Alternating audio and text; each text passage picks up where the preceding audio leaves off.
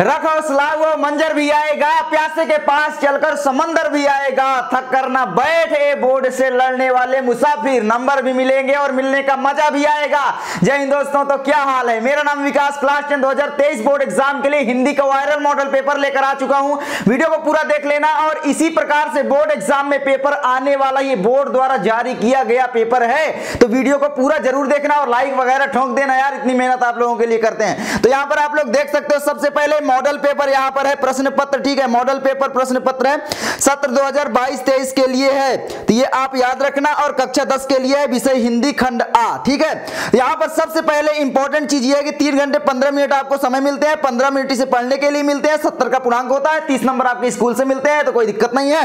अब उसके बाद यहां पर आता है कि भाई प्रश्न पत्र 2 खंड में विभाजित रहेगा, खंड आ और ब में। आ में टोटल 20 नंबर के अब की बार बहुविकल्पी प्रश्न आएंगे और ब में आपके जो भी क्वेश्चन आते थे वो आएंगे। टोटल मॉडल पेपर चेंज हो चुका है, तो ये भी आपको ध्यान रखना है। 20 नंबर के बहुविकल्पी आएंगे तो उन्हें जरूर तैयार करना, मैं तैयार करवाऊंगा यार आप लोगों के, ठीक है। उसके बाद आपके आते हैं प्रश्न पत्र के, हमें जो है वही सब कुछ दिया है। और एक बात, OMR सीट पर आपको भरना पड़ेगा, काला और ब्लैक पेन का क्या बोल रहा हूं, काला और नीले पेन का प्रयोग करना पड़ेगा और दूसरा पेन प्रयोग नहीं कर सकते, गोला करना होता है, तो वो मैं बता दूंगा जल्दी, आपको टेंशन लेने की बात नहीं है।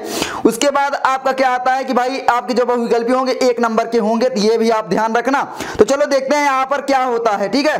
तो यहां पर बहुविकल्पी प्रश्न खंड आ, तो यहां पर आप लोग देख सकते हो पहला प्रश्न क्या है, बाबू गुलाब राय किस युग के लेखक हैं। मैं आपको सॉल्व करवा दूं यार, ताकि बोर्ड एग्जाम में आप लोगों की थोड़ा बहुत हेल्प भी हो जाए, है ना। तो आ जाओ, तो यहां पर देखो बाबू गुलाब राय किस युग के लेखक हैं, यहां पर पूछा गया है, तो पूर्णांक तो 20 नंबर का है ही। तो पहला यहां पर विकल्प है भारतेंद्र युग या फिर द्विवेदी युग या फिर शुक्ल युग या फिर शुक्लांतर युग। तो यहां पर क्या हो सकता है, बाबू गुलाब राय किस युग के जो लेखक थे वो आपको बताना है। तो मैं आपको बताना चाहूंगा जो बाबू गुलाब राय थे वो थे शुक्ल युग के लेखक, तो ये आप लोग याद रखना, ये विकल्प आपका बिल्कुल सही हो जाता है। तो आप इस तरीके से OMR सीट पर गोला करेंगे, वो मैं आगे चल के बता दूंगा। उसके बाद अगला क्वेश्चन आता है कि भाई दूसरा क्वेश्चन क्या आता है कि प्रश्न नंबर 2, चिंतामणि किस विधा की रचना है। तो चिंतामणि में हमेशा से बताया हूं किस विधा की रचना है भाई साहब, किसकी रचना है, तो वो है निबंध विधा की रचना। और किसकी रचना जल्दी से कमेंट करो, मैं बता दूं आचार्य रामचंद्र शुक्ल, है ना। आप जानते हो कितना इंपॉर्टेंट है आचार्य रामचंद्र शुक्ल आपके लिए, क्योंकि भाई ये पाठ में भी है, मित्रता नामक निबंध लिखे हैं, आप लोग जानते हैं, तो यही है, आप देखना। उसके बाद आपका आता है अगला क्वेश्चन प्रश्न नंबर 3, गबन किसकी रचना है। तो गबन किसकी रचना जल्दी से बताओ, मुंशी प्रेमचंद की, जयशंकर प्रसाद की, निराला की या फिर हरिकृष्ण प्रेमी की। तो गबन जो रचना है वो ध्यान देना आप लोग, गबन गोदान सेवा सदन निर्मला किसकी है, उपन्यास है मुंशी प्रेमचंद जी के, भाई साहब सारे याद कर लो, बहुत ज्यादा इंपॉर्टेंट है, ठीक है। तो गबन जो है मुंशी प्रेमचंद जी का उपन्यास है, तो ये आपका पहला विकल्प सही हो जाता है। उसके बाद आपका अगला आता है क्वेश्चन भाई चौथा में क्या दिया गया है, चौथा में है शुक्ल युग की समय अवधि है। तो शुक्ल युग की समय अवधि कब है, पहला है यहाँ पर 1936 से 1943 तक, 1919 से 1938 तक या फिर 1900 से 1918 तक, या उपरोक्त में से कोई नहीं। तो जल्दी से आप लोग मुझे कमेंट करो कि क्या हो सकती है, मैं आप लोगों को बता दे रहा हूं, ठीक है। तो यहाँ पर हो जाएगा दूसरा 1919 से 1938 ईस्वी तक। तो ध्यान देना, ये आपका विकल्प बिल्कुल राइट हो जाता है, 1 नंबर आपके फिक्स हो गए। उसके बाद अगला क्वेश्चन आता है प्रश्न नंबर 5, नीड़ का निर्माण फिर किस विधा की रचना है। तो जल्दी से बताओ नीड़ का निर्माण फिर किस विधा की रचना है। पहला जीवनी, दूसरा है आत्मकथा, तीसरा है साक्षात्कार, भेंट वार्ता या रेखा चित्र। तो नीड़ का निर्माण फिर जो है वो किस विधा की रचना है, आप लोग ध्यान देना, आत्मकथा। और इसके एक बहुत ही प्रसिद्ध लेखक है, आप जल्दी से कमेंट करो कौन है, हास्य नाम आता है हरिवंश राय बच्चन, ठीक है, मैं बता दे रहा हूं। और इनकी जितनी भी रचना है उनको भी तैयार कर लो। उसके बाद आता है आगे 6वां क्वेश्चन क्या आता है कि भाई प्रश्न नंबर 6, परिप्रवास किस युग की रचना है। तो परिप्रवास किस युग की रचना जल्दी से बताओ, द्विवेदी युग, भारतेंद्र युग, प्रगतिवाद युग या छायावाद युग। तो किस युग की रचना है, मतलब जो परिप्रवास के लेखक वो किस युग के है, यही तो पूछा गया है ना, किस युग के कवि हैं। तो यहां पर आप लोग ध्यान देना, जो परिप्रवास है वो आपके है द्विवेदी युग की, ठीक है। तो यहां पर द्विवेदी युग, तो ये आप लोग ध्यान देना। उसके बाद आपका आता है 7वां नंबर क्वेश्चन, क्या कहता है, मधुशाला किसकी रचना है। तो मधुशाला पहला है विकल्प रामधारी सिंह दिनकर की या हरिऔध की या फिर हरिवंश राय बच्चन या सुमित्रा नंदन पंत। तो मधुशाला जो है वो किसकी रचना है, जल्दी से मुझे आप लोग बताओ। तो यहां पर मैं बता दूं हरिवंश राय बच्चन जी की, ठीक है, हरिवंश राय बच्चन जी की है। नीड़ का निर्माण फिर आपने पढ़ा होगा, क्या भूलूं क्या याद करूं, इनकी रचना एक इंपॉर्टेंट और भी है, याद कर लेना। उसके बाद आगे आपका आता है 8वां क्वेश्चन। 8वां क्या कहता है, भारत भारती किसकी रचना है? तो सिया शरण गुप्त की, सिया राम शरण गुप्त या मैथिली शरण गुप्त या जयशंकर प्रसाद या महादेवी वर्मा। तो भारत भारती आप लोग याद रखना वो रचना है किसकी, मैथिली शरण गुप्त की। तो ये आपका विकल्प सही हो जाता है, 1 नंबर फिक्स है। ठीक है, उसके बाद अगला क्वेश्चन आता है। अगला क्वेश्चन कहता है भाई साहब कि आधुनिक काल कब से कब तक है? तो पहला नंबर है सन 1843 से अब तक, दूसरा है 1643 ईस्वी से 1843 ईस्वी तक, तीसरा है सन 1918 ईस्वी से 1936 ईस्वी तक, चौथा है 1936 से 1943 ईस्वी तक। तो जल्दी से मुझे आप लोग बताओ कि कब है भाई साहब। तो यहाँ पर जो आधुनिक काल की जो समय अवधि मानी जाती है वो कब मानी जाती है? तो यहाँ पर ध्यान देना आप लोग, ठीक है, 1843 से अब तक। ठीक है, 1843 हो, 1850 लिखा हो तो ये भी आप लोग ध्यान देना, 1850 से अब तक भी बोला जाता है कहीं कहीं पर, तो ये आप लोग कंफ्यूज मत होना। उसके बाद आपका अगला आता है, क्या आता है भाई साहब, प्रश्न नंबर 10, मतीराम किस युग के कवि हैं? तो मतीराम किस युग के कवि, जल्दी से बताओ, आधुनिक काल या फिर आदिकाल या फिर भक्ति काल या रीतिकाल? तो जो मतीराम थे वो थे रीतिकाल के कवि। तो आप लोग ये याद कर लेना, बहुत ज्यादा इंपॉर्टेंट है। ठीक है, सारे याद कर लेना। ठीक है, उसके बाद आपका अगला आता है। अगला क्या कहता है क्वेश्चन भाई साहब कि भाई हास्य रस का स्थायी भाव है, 11वां क्वेश्चन है। ठीक है, तो हास्य रस का स्थायी भाव क्या है? शोक है या फिर रति है या फिर हास है या फिर निर्वेद है? तो जल्दी से बताओ हास्य रस का स्थायी भाव क्या है? भाई हास्य रस का स्थायी भाव आप जानते हो, हास है, हास मतलब हंसी। तो बस आपका तीसरा क्वेश्चन सही है। और शोक जो किसका स्थायी भाव है? करुण रस का, तो ये भी याद कर लेना। ठीक है, उसके बाद आगे बढ़ते हैं। 12वां क्वेश्चन कहता है सोवत ओढ़े पीत पट्ट श्याम सलोने गात मनो नीलमणि शैल पर आतप परयो प्रकाश। तो ध्यान देना, तो ये उपरोक्त पंक्तियों में कौन सा अलंकार है यहाँ पर पूछा गया है? तो जल्दी से बताओ, उपमा अलंकार है या फिर यहाँ पर उत्प्रेक्षा अलंकार है? ठीक है, जल्दी से बताओ कौन कौन से अलंकार है यहाँ पर, रूपक अलंकार या श्लेष अलंकार? तो सोहत ओढ़े पीत पट्ट श्याम सलोने गात मनो नीलमणि शैल पर आतप परयो, कहीं कहीं पर प्रकाश लिखा होता है, कहीं कहीं पर प्रभात भी लिखा होता है। तो ये कंफ्यूज मत होना आप लोग। ठीक है, तो यहाँ पर कौन सा अलंकार हो जाएगा भाई साहब? तो यहाँ पर हो जाएगा आपका उत्प्रेक्षा अलंकार। ठीक है, तो उत्प्रेक्षा अलंकार आप लोग टिक लगा देना। ठीक है, तो ये हो जाएगा आपका। उसके बाद आपका 13वां नंबर क्वेश्चन आता है, रोला छंद में कुल कितने चरण हैं? तो रोला छंद में कुल कितने चरण हैं? पहला है यहाँ पर 3 चरण या फिर 2 चरण या 4 चरण या 5 चरण। तो रोला छंद में कुल कितने चरण होते हैं? आप लोग ध्यान देना, रोला छंद में होते हैं 4 चरण। ठीक है, 4 चरण वाला छंद होता है रोला छंद। उसके बाद आपका 14वां क्वेश्चन आता है कि भाई आकर्षण शब्द में किस उपसर्ग का प्रयोग किया गया है? 1 नंबर का आपकी बार उपसर्ग आएगा। तो यहाँ पर आ बिल्कुल है भाई, कौन सा हो जाएगा? आंख बूंद कर बता दोगे कि आ है ना, आकर्षण, आधन आकर्षण, आकर्षण हो गया, तो ये हो गया आकर्षण। तो उसके बाद आपका प्रत्यय के कितने भेद हैं? प्रत्यय के भेद तो आप नहीं पढ़े होंगे, इतना कठिन क्वेश्चन आता भी नहीं है, ये बना दिया गया। ठीक है, तो यहाँ पर प्रत्यय के कितने भेद हो सकते हैं? यहाँ पर जल्दी से बताओ, 2 भेद या 5 भेद या 6 भेद या 3 भेद? तो यहाँ पर याद रखना 2 भेद। ठीक है, तो 2 भेद हैं प्रत्यय के, तो आपका ये विकल्प सही हो जाता है। उसके बाद आपका 16वां नंबर क्वेश्चन है, पीतांबर में कौन सा समास है? तो जल्दी से बताओ, पीतांबर में कौन सा समास है? कर्मधारय, द्वंद्व समास या फिर बहुब्रीहि या फिर तत्पुरुष? तो तत्पुरुष तो आपको पढ़ना नहीं होता। वैसे पीतांबर में कौन सा समास है? तो यहाँ पर याद रख लेना, यहाँ पर कर्मधारय भी हो सकता है, बहुब्रीहि भी हो सकता है, क्योंकि पीतांबर में जो होता है, पीतांबर कृष्ण को भी कहते हैं, है ना, और पीले वस्त्र पहनने वाले ने पीले वस्त्रों को भी कहते हैं, तो दोनों हो सकते हैं। तो ये आप याद कर लेना। लेकिन यहाँ पर सबसे इंपॉर्टेंट बात ये है इन बोर्ड वालों की, अपना सिलेबस चेक करने जाओगे तो बोलेंगे द्वंद्व और द्विगु समास आपको पढ़ना पड़ेगा, लेकिन यहाँ पर किस तरीके से इन्होंने डाल दिया भाई साहब बहुब्रीहि समास, तो आप जल्दी से देखो इनकी मक्कारी। ठीक है, उसके बाद आपका आता है अगला, आंसू का तत्सम रूप है। तो आंसू का तत्सम रूप क्या है? अश्रु या फिर अंशु या फिर रोना या फिर आंख? तो आंसू का जो है तत्सम रूप है, आप ध्यान देना, अश्रु। ठीक है, तो ये आपका सही हो जाएगा। उसके बाद आपका अगला क्वेश्चन आता है भाई साहब, यण संधि का सूत्र है, 18वां नंबर है। तो अधगुण या फिर अक सवर्णे दीर्घ या फिर इकोयणाची या फिर वृद्धि रेची। ठीक है, तो क्या हो जाएगा भाई यण संधि का सूत्र? तो यण संधि में आपका सूत्र जो हो जाएगा वो हो जाएगा, याद रखने ना, इकोयणाची। ठीक है, तो ये आप ध्यान देना। उसके बाद आपका अगला आता है भाई साहब, कौन सा अगला आता है, फलस शब्द का वचन एवं विभक्ति है। तो फलस शब्द का वचन एवं विभक्ति कौन सी हो जाएगी, जल्दी से आप लोग बताओ, मुझे कमेंट करो, मैं बता दूं। षष्ठी विभक्ति एक वचन, तो ये आप याद कर लेना, ठीक है। उसके बाद आपका अगला आता है प्रश्न नंबर 20, अपठत धातु का वचन एवं पुरुष है। तो अपठत धातु का वचन एवं पुरुष कौन सा हो जाएगा, जल्दी से बताओ। तो मैं बता दूं आपका प्रथम पुरुष एक वचन, ठीक है। तो ये आप ध्यान देना। तो ये बस यही थी वीडियो, ये देखो। अब उसके बाद आपका वर्णनात्मक प्रश्न आएंगे, दीर्घ प्रश्न आप कह सकते हो इनको, ठीक है। तो दीर्घ प्रश्न, पहले ये लाइट ब्लिंक कर रही है, मैं बता दूं।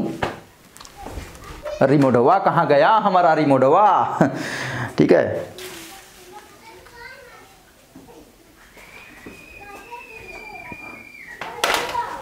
हाँ हाँ, अब गुलाबी आंखें गुलाबी चेहरा है ना, बढ़िया लाइट जल रही है। तो चलो देखते हैं यहाँ पर वर्णनात्मक प्रश्न खंड ब में क्या क्या दिया गया है। तो सबसे पहले आप जानते हो वही भाई साहब की संदर्भ व्याख्या आएगी आपके, है ना। तो संदर्भ व्याख्या में आपका यहाँ पर आएगा, सबसे पहले क्या आएगा, गद्य आएगा। तो गद्य में आपका 6 नंबर का पूछेगा और पद्य में भी 6 नंबर का, 2-2 रहेंगी सभी में। तो अथवा में एक दिया रहेगा, जो आए वही कर लेना। तो यहाँ पर आप देख सकते हो कि भाई निम्नलिखित गद्यांश पर आधारित 3 प्रश्नों का उत्तर दीजिए। यह कोई बात नहीं है कि एक स्वभाव और रुचि के लोगों में ही मित्रता हो सकती है। समाज में विभिन्नता देखकर लोग एक दूसरे की ओर आकर्षित होते हैं। जो गुण हम में नहीं है, हम चाहते हैं कि कोई ऐसा मित्र मिले जिनमें वे गुण हो। चिंतनशील मनुष्य प्रफुल्लित चित्त का साथ ढूंढता है, निर्बल बलि का, धीर उत्साही का, उच्च आकांक्षी वाला चंद्रगुप्त युक्त और उपाय के लिए चाणक्य का मुंह ताकता था। नीति विशारद अकबर मन बहलाने के लिए बीरबल की ओर देखता था। तो यहाँ पर ये मित्रता की बात कही गई है कि भाई अलग अलग स्वभाव वाले लोगों के बीच भी मित्रता हो सकती है। अलग अलग स्वभाव का मतलब क्या होता है ना। कोई गुस्सैल हो सकता है, कोई शांत स्वभाव का हो सकता है, लक्ष्मण राम। तो यहाँ पर क्या है आपको बताना पड़ेगा। सबसे पहले संदर्भ, संदर्भ आपका कितने नंबर का आएगा भाई साहब, 2 नंबर का। 2 नंबर का संदर्भ बिल्कुल आराम से कर लोगे, है ना, क्योंकि आप चैप्टर को पहचानना है और लेखक का नाम मालूम होना चाहिए। तो यहाँ पर मित्रता बोला है, मित्रता के लेखक कौन है, आचार्य रामचंद्र शुक्ल। तो बस 2 नंबर आपका फिक्स हो जाएगा, ठीक है। उसके बाद आपका गद्यांश के रेखांकित अंश की व्याख्या आपको करना पड़ेगा। तो रेखांकित अंश की व्याख्या आपको क्या मतलब जानते हो कि जो ये रेखा खींची हुई है, मतलब कहां तक आपको करना पड़ेगा। जो ये रेखा यहां से खींची हुई है यहां तक, और यहां से यहां तक की आपको व्याख्या करना है बस। तो आपको बना बनाकर अथवा अथवा या है ना अर्थात करके थोड़ा सा बड़ा सा लिख देना है, 8-10 लाइन का, आराम से आपको पूरे नंबर मिलेंगे। तो ये आप लोग याद कर लेना। उसके बाद 2 नंबर आपका ये फिक्स हो गया। उसके बाद आपका आता है तीसरा में लेखक के अनुसार समाज में विभिन्नता देखकर लोग एक दूसरे की ओर क्यों आकर्षित होते हैं। आप आराम से बता सकते हो कि भाई क्यों आकर्षित होते हैं, क्योंकि भाई हम में जो क्वालिटी नहीं है वो क्वालिटी हम अपने मित्र में देखना चाहते हैं, इसलिए विभिन्नता को देखकर लोग आकर्षित होते हैं, मित्र बनाते हैं, सिंपल है ना। तो आपका ये बिल्कुल 2 नंबर फिक्स हो गया। इसके बाद अथवा में भी दिया है भाई साहब, हे भगवान तब के लिए विपद के लिए इतना, ये सब है ना, परमपिता की इच्छा के विरुद्ध। ये आपका है ममता वाला चैप्टर से है। ममता के लेखक कौन है आप लोग मुझे कमेंट कर देना जल्दी से। तो ये है, तो पहला यहाँ पर है उपर्युक्त गद्यांश का संदर्भ लिखिए और गद्यांश के रेखांकित अंश का भाव स्पष्ट कीजिए। ममता द्वारा, ये देखो ममता यहाँ पर लिखा भी है, ममता द्वारा किस कार्य को ईश्वर की इच्छा के विरुद्ध बताया गया है। तो ध्यान देना, वर्ड पकड़ना, अगर आप व्याख्या कर रहे हो ना तो पढ़ना और शब्द पकड़ना। अगर संस्कृति वगैरह शब्द आते हैं तो वो डॉक्टर राजेंद्र प्रसाद की हो जाएगी, भारतीय संस्कृति वाली। और अगर यहाँ पर आता है कि भाई मित्रता आ गया तो मित्रता हो जाएगा, ममता आ गया वहां पर सब तो ममता वाले चैप्टर से हो जाएगा। तो इस तरीके से आपको आसानी होगी उसको पहचानने में, ठीक है। तो ये आप ध्यान देना। तो यहाँ पर देखो पूरा पहले पढ़ लेना ध्यान से। उसके बाद आपका आता है दूसरा, दिए गए पद्यांश पर आधारित 3 प्रश्नों का उत्तर दीजिए। ये आपका पद्यांश आएंगी, है ना। तो पद्यांश में क्या है भाई, सबसे पहले चरण कमल बंदाऊं हरिराई, जाकी कृपा पंगु गिरी लांगे, अंधे को सब कछु दर्शाई, भैरव सुने गूंग पुनि बोले, रंग चले सिर छत्र धराई, सूरदास स्वामी करुणा में बार बार बंदाओं ही पाई। उपर्युक्त पद्यांश का संदर्भ लिखिए। तो भाई इसके जो चरण कमल बंदाऊं हरिराई, इसके जो आपके कवि हैं वो कौन है आपको बताना पड़ेगा। तो ठीक है, कवि सबसे पहले तो इसका यहाँ पर देखो 2-2 नंबर सभी का मिलेगा, ठीक है। तो सबसे पहले इसका 2 नंबर, इसका 2 नंबर, इसका 2 नंबर। रेखांकित अंश की आपको व्याख्या कर देना है भाई, चरण कमल बंदाऊं हरिराई, है ना। मैं उस प्रभु की चरण कमलों की वंदना करता हूँ, जाकी कृपा पंगु, जिसकी कृपा से लंगड़ा भी पहाड़ को लांघने लगता है, अंधे को सब कुछ दिखाई देने लगता है, बहिरा भी सुनने लगता है, और रंग चले सिर छत्र धराई, जो भी रंग होता है, फकीर होता है, वो मतलब क्या है, अमीर बनकर चलने लगता है ना, सिर पर छत्र धारण करके चलने लगता है। सूरदास स्वामी करुणामय, सूरदास करुणामय उस स्वामी की क्या है, बार बार बंद होती है भाई, बार बार वंदना करते हैं। तो यहाँ पर सूरदास इसके कवि ही हैं। तो बस कवि कौन है, सूरदास, और इसके जो भी है आप लिख दो आराम से, संदर्भ तो बन ही जाएगा। रेखांकित अंश की व्याख्या मैंने बता दिया।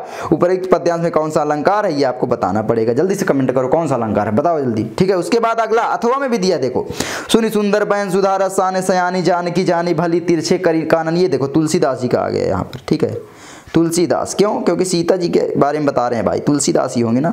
उसके बाद आपका यहाँ पर ये देखो, मैं सब बताते चल रहा हूँ, ठीक है। रेखांकित अंश की व्याख्या आप लोग यहाँ पर पढ़ लेना, मैं पढ़ा दूंगा आगे।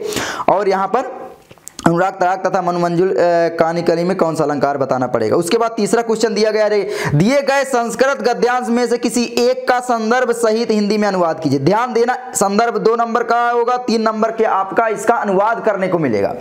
तो ध्यान देना, भारतीय संस्कृति वाले से हमेशा आता है, और वाराणसी, भारतीय संस्कृति और वाराणसी दोनों चैप्टर का अनुवाद जरूर तैयार कर लेना। और संदर्भ में कोई दिक्कत नहीं है, क्योंकि केवल चैप्टर का नाम बताना होता है। तो आप चैप्टर का नाम, मतलब 2 नंबर तो ये फिक्स है, 3 नंबर के लिए अनुवाद सीखना पड़ेगा। सीखना नहीं है, केवल एक बार पढ़ना है, 2 बार 3 बार रट लो यार, बस रट लो, मैं कहता हूं अगर नहीं आता अनुवाद, ठीक है। तो बस आपके 5 नंबर फिक्स हो गए बिल्कुल, तो ये ध्यान देना। तो इसी को तैयार कर लो, ये पक्का आएगा बोर्ड एग्जाम में, ठीक है। उसके बाद आप देख लो, ये पूरी है ना। उसके बाद अगला आपका क्या आता है, चौथा में, दिए गए संस्कृत पद्यांश में से किसी एक का संदर्भ सहित हिंदी में अनुवाद कीजिए। अब की बार क्या होगा कि भाई पद्यांश अलग आएंगी, और वो भी 5 नंबर की आएंगी। तो ध्यान देना भाई, पद्यांश का भी आप लोगों को अनुवाद रट लेना है। इंपॉर्टेंट जो भी पद्यांश है, पक्का फंस जाएंगे, मैं बताऊंगा कैसे, ठीक है, आगे आपको मिलेगी वीडियोस। उसके बाद तो यहाँ देखो, मानम हित्वा प्रभव भवति, क्रोधम हित्वा न सोचति, कामम हित्वा अर्थवान भवति, लोभम हित्वा सुखी भवे, ठीक है। उसके बाद अथवा सर्वे भवन्तु सुखिनः सर्वे सन्तु निरामया सर्वे भद्राणि पश्यन्तु मा कश्चित् दुर्भाग् भवेत्। तो यहाँ पर इसका अनुवाद आप लोग सीख लो, और चैप्टर का क्या किस चैप्टर से लिया गया है वो आप लोग याद करो भाई, और क्या हो सकता है। ठीक है। उसके बाद अगला 5वां आता है, अपने पठित खंडकाव्य के आधार पर निम्नलिखित प्रश्नों में से किसी एक का उत्तर दीजिए।